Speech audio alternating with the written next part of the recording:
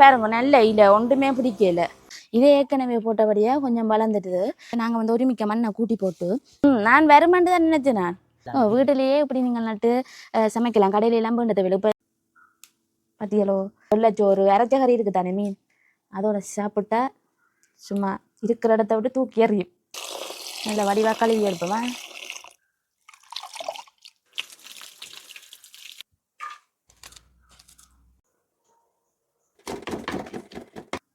பாருங்க இந்த கீரைக்கு இந்த தேசி புளியை மட்டும் சும்மா சட்டப்படியாக இருக்குது. வணக்கம் உறவுகளே, நான் ரஜீபா. இன்றைக்கு வந்து சூப்பரான சமையல் காணொலி தான் பார்க்க போகிறோம். அது என்னென்னு பார்த்தா முளைக்கீரையில் வந்து சாப்பாடு தான் செய்து காட்ட போகிறேன். நீங்கள் எல்லோரும் வந்து பெரும்பாலும் வந்து சந்தையில் தான் நீங்கள் வேண்டிய எல்லாம் கீரை சமைச்சிருப்பீங்கள். நான் வந்து அப்படி வேண்டியில நான் வந்து வீட்டே ஒரு கொஞ்சம் விதை வேண்டி போட்டு முளைச்சிருக்குது. அதெல்லாம் இன்றைக்கு வந்து நான் சாப்பாடு செய்து காட்ட போகிறேன். வாங்க இப்போ எங்களோட தோட்டத்தில் போய் எப்படி பிடுங்கி சமைக்கிறேன்னு பார்க்கலாம். இதை பாருங்க, இதுதான் நான் இந்த லெவலில் தான் இந்த கீரை போட்டேன். நான் நம்ம போட்டதில் இவ்வளோ தான் முளைச்சிருக்குது. இது வந்து என்னடா அங்கால பெரிய இதாக இருக்குது, இதுக்குள்ள கொஞ்சமாக இருக்குதுன்னு நீங்கள் நினைப்பீங்கள். அதுக்குள்ளே முளைச்சது வந்து அழுகி போட்டுது. அப்போ அழுகினதால் நான் இதை பிடுங்கி எடுத்து போட்டு வேறு விதையெல்லாம் போட்டதால் இது கொஞ்சம் லேட்டாக தான் முளைக்குது. இதே ஏற்கனவே போட்டபடியாக கொஞ்சம் வளர்ந்துட்டுது. அப்போ இதில் வந்து இதுகளும் அழுகி விழுந்தாலுமெண்டு இதில் சமைச்சு காட்டுவோம்ட்டு தான் இப்போ வந்து நாங்கள் இதை பிடுங்குவோமா.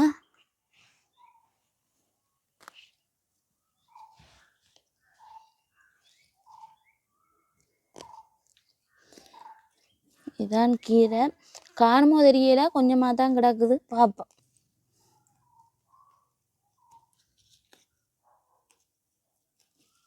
இந்த மட்டமான நிலம் இருக்குது தானே, இப்படி தான் இருந்தது. நாங்கள் வந்து ஒருமிக்க மண்ணை கூட்டி போட்டு ஆட்டேரி இருக்குது தானே, அதை வந்து போட்டுட்டு தான் இந்த கீரையை நட்ட. நாங்கள் மருந்தொண்டுமே அடிக்கல, இதுதான் செய்த. நாங்கள்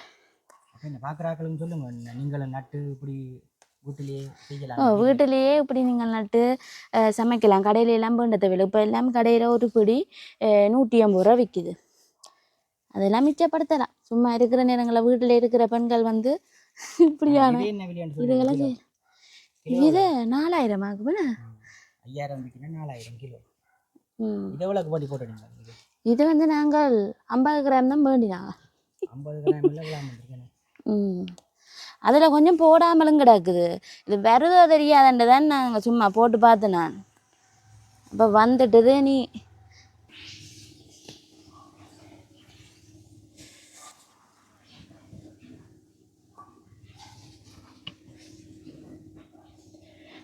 உங்களாருக்கும் அந்த எண்ணத்துக்காண்டி இது வந்து அழுகி விழுகுதான்னு தெரிஞ்சா கொமெண்டில் சொல்லுங்க, எனக்கு தெரியல. அப்போ அப்போ தோட்டக்காரர் வீடியோ பார்க்குற இருப்பினம் தானே, அப்போ அவை சொல்லுவினம் தானே. நான் நினைச்சேன் இதில் எதன் பூச்சியெல்லாம் அப்படி ஏதாவது பிடிச்சி எதன் நடக்குதோ தெரியலன்னு நினைச்சேன். ஆனால் பாருங்க நல்ல இல்லை ஒன்றுமே பிடிக்கல. 50 கிராம் போட்டு ஒரு பொடி தான் எடுத்துருக்கிறீங்களா? 50 கிராமும் போடல, கொஞ்சம் தானே போட்டேன் நான். அதில் கொஞ்சம் அரைவாசி அழுகி போட்டுது, என்னத்துக்கான என்ன தெரியலையே. நான் வருமென்று தான் நினைச்சேன். நான் சந்தையில் சில நேரம் இப்படி இந்த நீட் இல்லாமல் இருக்கு, சில ஓட்டையெல்லாம் மறிச்சு எல்லாம் இருக்கிறதில்லோ. அப்போ அதுலாம் நாங்கள் இப்போ ஒரு படியாண்டு வேண்டேக்கல, ஓட்டையாக எல்லாம் இருக்கேக்கல, அதை நாங்கள் கழிச்சு போட்டு தானே சமைப்போம். இப்போ கீரை கொஞ்சம் குறைவாக வரும். ஆனால் அப்படி வீட்டில் செய்யக்கல பாருங்கோ அவ்வளோ நல்ல இலையெல்லாம் வருதுண்டு. ஒரு மாதிரி கீரையெல்லாம் பிடியும் கொண்டு வந்தாச்சு. இனி நாங்கள் இதை வந்து வெட்டுவோம். கீரை வந்து பெரிய வேலை இல்லை. இதை வந்து நட்டு அதை வந்து அறுவடை செய்கிறதெல்லாம் பெரிய வேலை இல்லை. நீங்களும் வீட்டை வந்து செய்து பார்க்கலாம். மற்றது என்னென்னா, இப்போ கடையில் நீங்கள் கீரை வேண்டுவீங்களானே, கீரை வண்டையை வந்து முறிச்சு தான் பார்த்து வேண்டணும். முறிச்சு பார்க்க வந்து இந்த டிக்கெண்ட் ஒரு சத்தம் கேட்கணும். ஒண்டம் எல்லாத்தையும் முறிச்சு பார்த்தா கடைக்காரன் திராட்சி விட்டுறானுல்ல. ஒண்டை முறிச்சு பாருங்க சும்மா போய். சரியா? ஒரு பக்கத்தை காணல. பயப்படாதீங்க சுலா பார்த்து. இப்போ எங்கட கீரை வந்து டிக்கன்னு சத்தம் கேட்கும். பார்க்க போகிறீங்களா? பாருங்களா பத்தியலோ. இப்போ இப்படியான கீரையை வாங்கி சமைச்சா டேஸ்ட்டாக இருக்கும். என்ன வேலை தூங்கும் போது இந்த தேசிக்காய் எல்லாம் இந்த மந்திரங்களுக்கு வச்ச மாதிரி மேலே வச்சு கீரைக்கு தேசி புளி விட்டா தானே ஒரு புளிப்புத்தன்மை வந்து ஒரு சுவையாக இருக்கும். எனக்கு வந்து கீரைக்கு வந்து சில பேர் கொஞ்சமாக தான் தேசி புளி விடுவினேன். எனக்கு கூட விட்டால் ரொம்ப பிடிக்கும். அதை விட கீரை எனக்கு உயிர். கீரை வந்து வெள்ளைச்சோறுக்கு நல்லா இருக்கும். ஆனால் அதை விட வந்து நல்ல ஹெல்த்தியாக சாப்பிடணுமெண்டா வந்து குத்தரிசி சோறு தான் இது.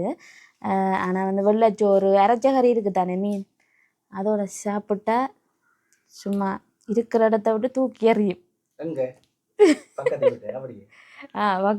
வீட்டு என்னடா இங்கே வந்து இருக்கிறீங்க அப்போ சொன்னா கீரை சாப்பிட்னாங்க அரைச்ச கறியோட.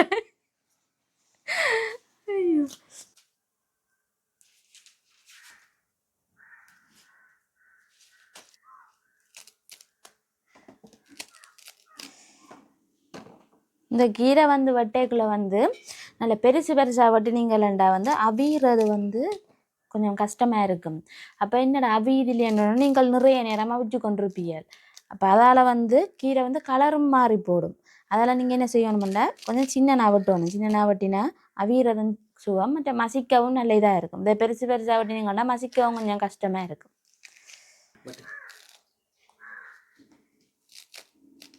இந்த சைஸில் வெட்டணும் அப்படி இல்லாடி இல்லை இப்படியே வட்டிட்டு போய் தான் நாங்கள் கழுவிட்டு நீ சட்டிக்குள்ளே போட்டுட்டு அவிக்க சரி தேவையானதெல்லாம் போட்டுட்டு சில பேர் என்ன செய்கிற பஞ்சியில் மலண்டு நல்ல பெரிய தாட்டானால வட்டி போட்டு அவிக்கிறது. அவிச்சு போட்டு என்னடா வீதி இல்லைன்னு நசிச்சு பார்க்குறா வீதி இல்லைன்னுட்டு கூட நெருப்பையும் போட்டு எட்டிக்கிறது. அப்புறம் கீரை வந்து ஒரு பழுப்பு கலரில் வந்துருக்கு.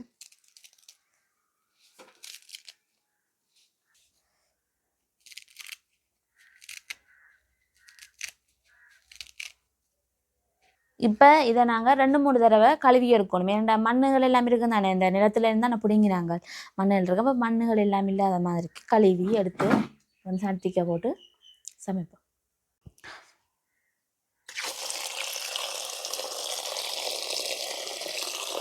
நல்ல வடிவாக கழுவி எடுப்போம். கீரை கொஞ்சமாக கிடக்கு,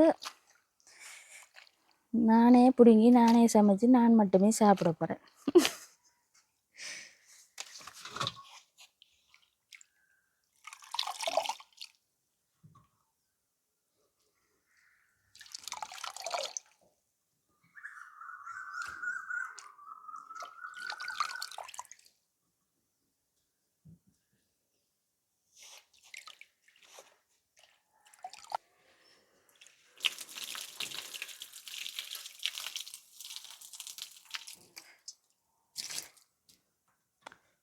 ரைட், நாங்கள் சட்டிக்காய் போட்டு சமைப்போம்.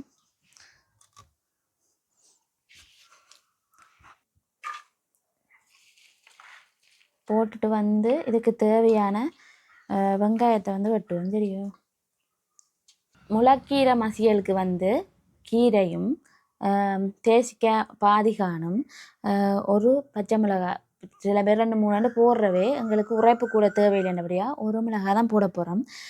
கருவேப்பமிலை ஒரு நட்டி, இந்த உள்ளி பல்லி இருக்குது தானே, இதில் வந்து ஒரு 4 பல்லு எடுத்து வச்சுக்கிறேன். மற்ற சின்ன வெங்காயம் எடுத்து வச்சுக்கிறேன். சின்ன வெங்காயம் தான் நான் வந்து போட போகிறேன். ஏனெண்டா சின்ன வெங்காயம் தான் நல்ல டேஸ்ட்டாக இருக்கும். சின்ன வெங்காயம் இல்லாதாலும் பெரிய வெங்காயத்துலேயும் செய்யலாம். நான் இப்போ சின்ன வெங்காயம் தான் போட போகிறேன். நாங்கள் இப்போ சின்ன வெங்காயத்தை வட்டி போடுவோம்.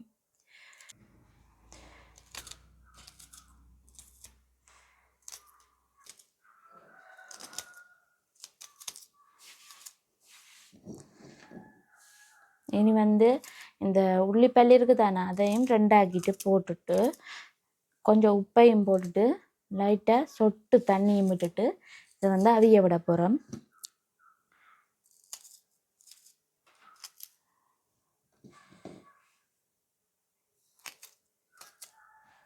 உப்பு கொஞ்சமாக போட்டுட்டு, உப்பு பால் வந்து கடைசியில் விடுறது. சில பேர் வந்து 2ஆம் பால்லையும் அவிய விடுவினம்.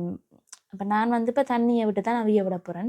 அதுக்கு பிறகு 1ஆம் பால் இருக்குது தானே, இல்லை கட்டிப்பால் திக்பால், அதை வந்து விட்டுட்டு பிறகு எடுக்க சரி கீரை இப்போ ஒரு சொட்டு தண்ணி விட போகிறேன்னா காணும். இனி இதை வந்து அவிய விடுவோம்.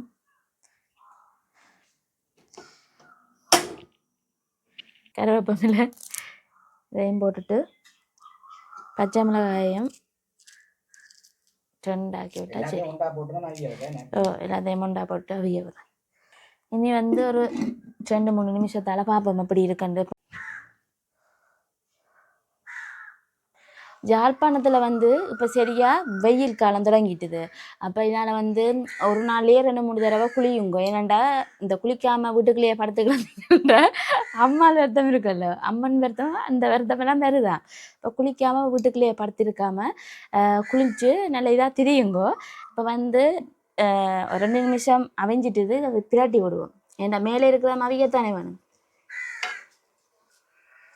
வாசம் கொண்டு வருது. இன்னைக்கு அங்கே கொஞ்சம் கீரையை வச்சுக்கொண்டு பெரிய சட்டியில் சமைச்சு காட்டுறாண்டு என்ன செய்கிற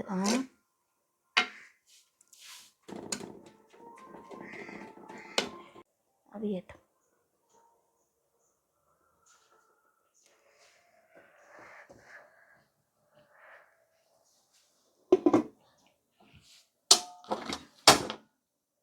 கீரையெல்லாம் அவிஞ்சிட்டுது. இப்போ வந்து நாங்கள் இதை மசிப்போம்.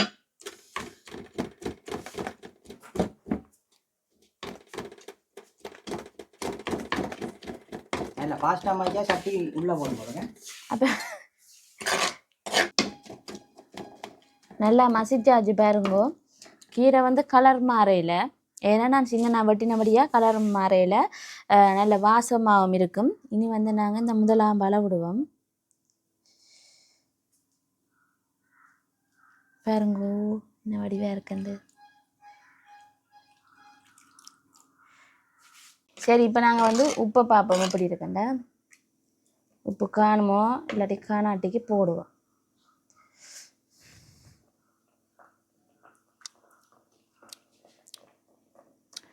லைட்டாக போடுவோம். அந்த மாதிரி இருக்கு. கலரும் மாறையில் பாருங்கோ அப்படி இருக்கு. எந்த சாப்பாட்டுக்குமே தேசிப்புளி வந்து ஆறினொன்று தான் விடணும். ஏன்னாண்டா நீங்கள் ஆற முதல் இந்த கொதி இதோட விட்டிங்கன்னா கலரும் மாறி போடும், டேஸ்ட்டும் இல்லாமல் போயிடும். இப்போ நாங்கள் இப்போ வந்து கீரைக்கு வந்து இது வந்து ஆறின பிறகு தான் இந்த தேசிப்புளி விட போகிறோம். பாதி தான் விட போகிறோம், ஃபுல்லாக விடக்கூடாது. ஃபுல்லாக விட்டால் நல்ல புளிப்பாயிடும், வாயிலே வைக்கலாமல் போயிடும்.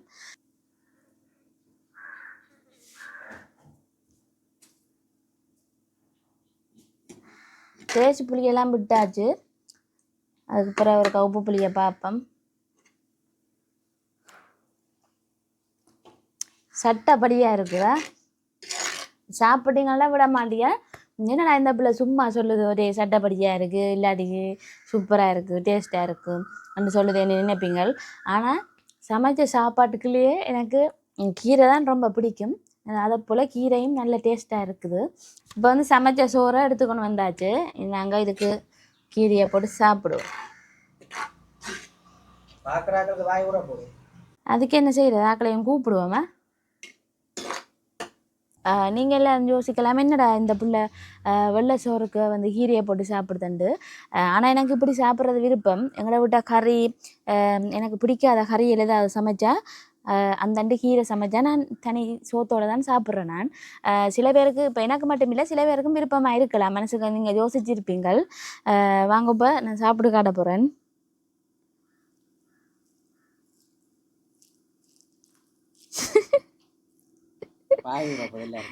என்னடா சாப்பிட்டு காட்டுறேன் இன்னும் பைக்கில் போடாமல் இருக்கிறாவேண்டு.